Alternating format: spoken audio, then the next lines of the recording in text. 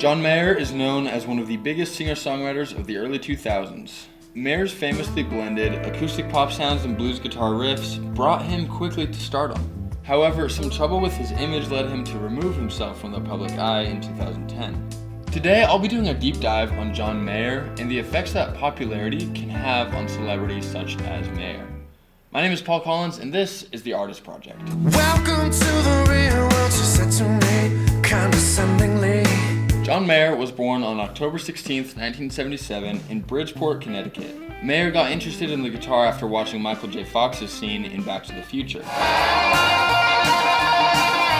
At a young age, his neighbor gave him a Stevie Ray Vaughan cassette, which led him on what he calls a genealogical hunt that led him down a path of blues guitarists such as Otis Rush, Albert King, Freddie King, B.B. King, Buddy Guy, and more. His parents' marital troubles led a young John to focus on the guitar in an obsessive way as a form of escapism. In fact, his parents were worried about this fixation on the guitar and brought him to a psychiatrist twice to see if he was doing okay mentally. And it turned out he was totally healthy. He just loved playing the guitar and was really looking for a way out of the troubled home he was living in. John Mayer started performing with his guitar in a few different bands as early as in high school.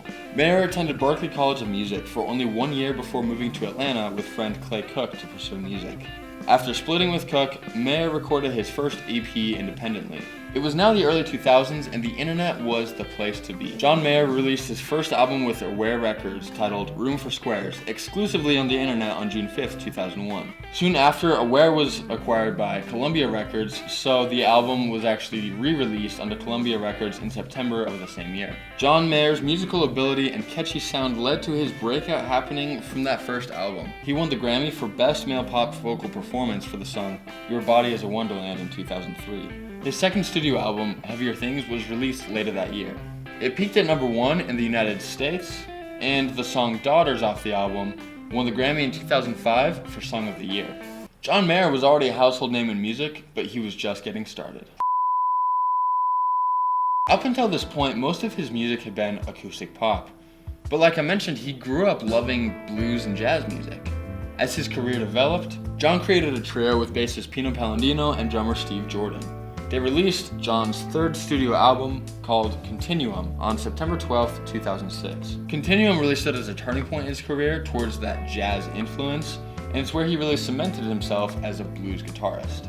His next album, Battle Studies, was released in November of 2009 and also was wildly successful.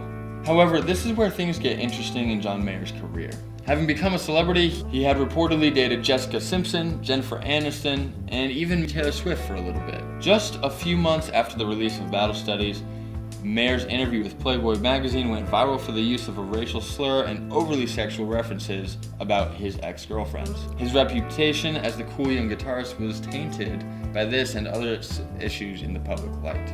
Through the rest of his career, Mayer released 4 other studio albums and performed with Dead & Company, essentially a new iteration of the Grateful Dead. But even this led to a bit of controversy. Now, before I address if John Mayer could recover from this tainted public image, let's just dive a bit more into his music and my experience listening to it. Now I'm afraid. John Mayer's music is great, easy listening music.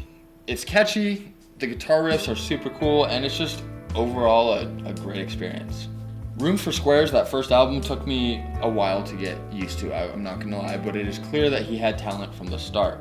I grew up mostly listening to Continuum and 2017's The Search for Everything, and it's clear that John Mayer has always been a successful guitarist. He's found what works for him, and that's incredible. He's become wildly successful with it. But one of the biggest criticisms he's received is that he's too conservative with his sound and with his ability. In my review of the Beatles, that's what I attributed to their success as potentially the greatest band of all time. You know, you're not gonna get to Sgt. Pepper's Lonely Hearts Club Band if you're gonna keep playing the hits from Please Please Me. John Mayer, on the other hand, seems a little reluctant to take those creative leaps.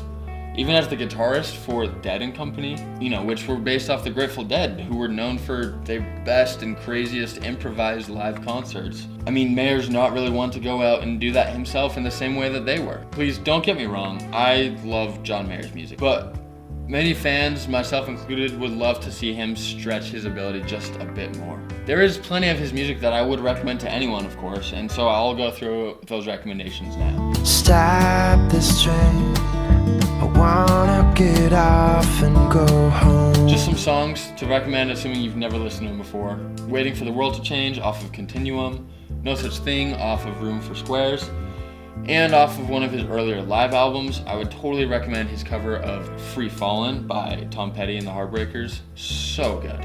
Of course, if you want to jump into the albums that made him huge, you can jump into Continuum and Room for Squares.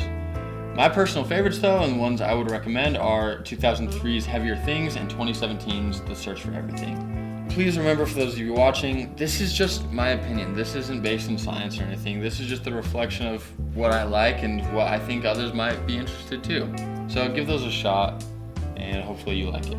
For you real John Mayer fans out there, make sure to comment below your favorite John Mayer music, whether it's an album, a song, whatever it is, and I'll go ahead and pin the most liked comment at the top of the comment section. So after what happened around 2010, it seems pretty clear that John Mayer stepped away from the public for a while. But obviously he's been releasing music and touring with Dead & Company for years now, so what allowed him to re-enter that stage? Well, the truth is, John Mayer got really famous really fast at a pretty young age. And I'm sure that fame and stardom was pretty hard to deal with, and he was growing up faster than he was ready for. But after having removed himself, he's made some comments on it since, like when he said, "I used that ability to express myself to the point where I was expressing things that weren't true to my thoughts." Or when he went on Ellen in 2012 and said, "I lost my head for a little while and I did a couple of dumb interviews and it kind of woke me up.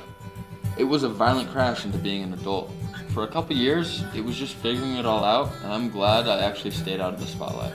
John Mayer has reportedly been sober since 2016 as well. Look, of course we can sit back and criticize and judge all we want. And of course, nothing will ever justify his actions. But it is good to know that hopefully he has grown and he has matured as an artist and as a person. Join me next time when I'll be discussing Rush and their ability to stand out in a world of mainstream pop. Thanks for watching, like and subscribe, and like always, my name is Paul Collins and this is The Artist Project. Waiting on the world to change. We keep on